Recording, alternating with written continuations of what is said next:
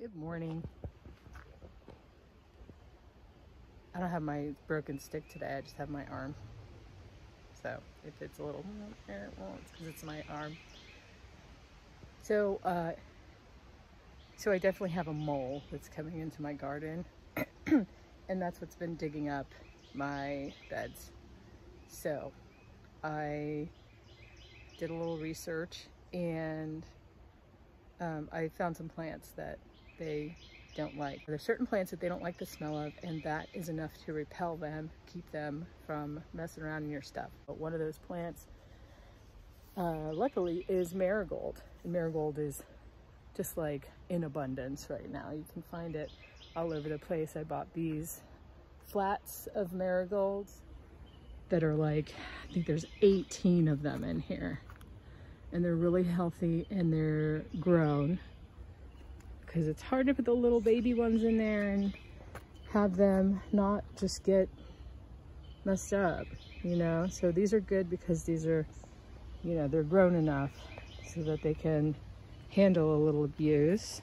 Yeah, so they put off a smell that the moles really don't like, and that'll keep them out. After reading that, I realized that the bed that I had planted with my tomatoes in it, I put a whole bunch of marigolds in that, and that was the one bed that he didn't disturb at all. So I felt confident about that working. And actually I put some marigolds in yesterday and he didn't mess in those beds at all. What those guys do is they come up from underground because they're tunneling animals. They have an underground system of tunnels that they live in. And a couple things. One, they come out at night.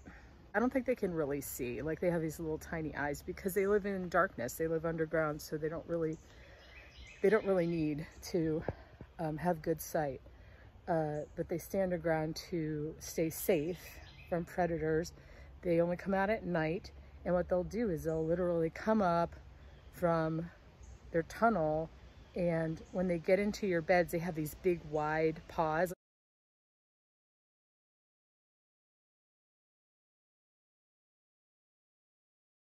What they do is they use one and they push it out forward, and then they scramble around in your bed and they're digging around for worms. They're looking for worms and slugs. They don't give a shit about your plants.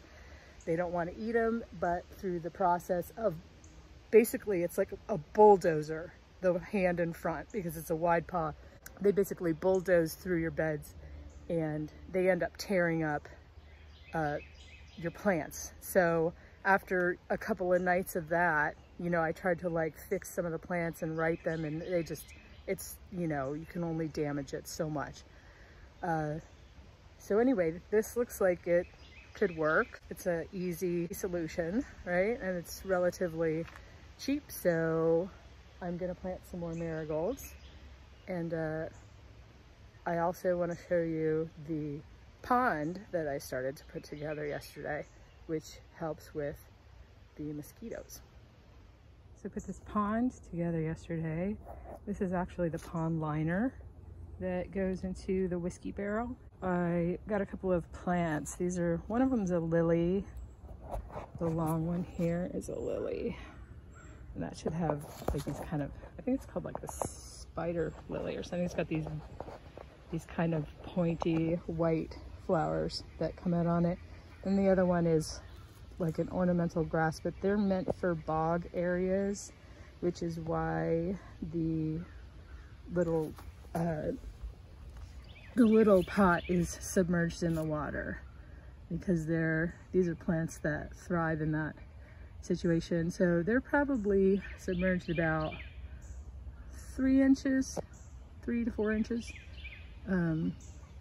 Yeah, so those should, as soon as they take, they should do well in there. I'm looking for I have a bunch of canna lilies that can also be submerged in water to grow. They're also bog plants.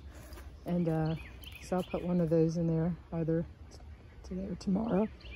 And I'm just waiting for this water to kind of, you know, when you're doing ponds, you want to put the water in and you want to let it sit for a couple of days so that, you know, whatever chlorine or whatever is in the water can kind of evaporate out of it.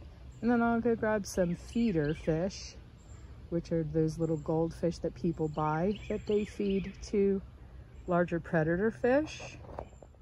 So in that way I get to save their little fishy lives, and it's kind of cool.